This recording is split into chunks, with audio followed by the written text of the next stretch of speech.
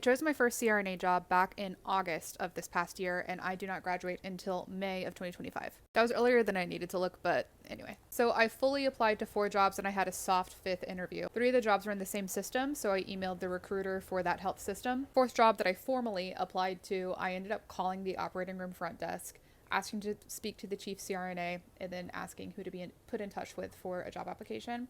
I got a phone number and I got an email. I sent a resume over and then we set up a job shadowing and a interview day. The 5th job, that was more of a soft interview. I met someone who was in a position of leadership at AANA in San Diego. That is our anesthesiology conference.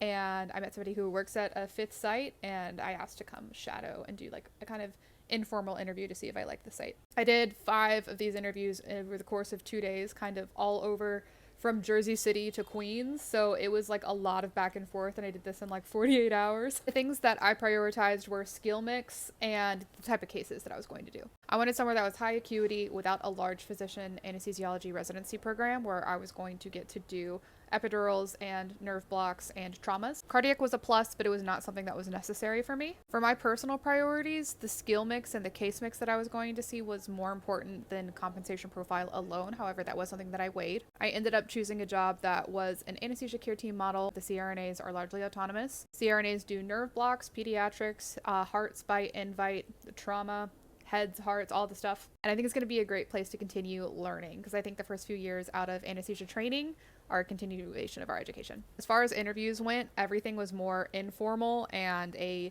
let's show you around the operating room and answer any of your questions. None of them had a very like hard and official interview. They just had a couple of behavioral questions and a like, why do you want to work here type thing. Something I learned is that it is courtesy to reach back out to the people who give you offers. I received 4 out of 4 official offers, and then for the 5th one I would have needed to like do an official interview, and I ended up making a video about like where I took a job, and then I hear that one of the potential employers like found out that I took a different job by that video, and I didn't realize that it was like traditional and courtesy to reach back out. So sorry about that, Nick. Maybe come work over there in a few years and do per diem. Love ya. Looks really great. But anyway, so I found out that it is like professional courtesy to let your like potential employers who you did not choose to work with send them an email. So anyway, that was my process.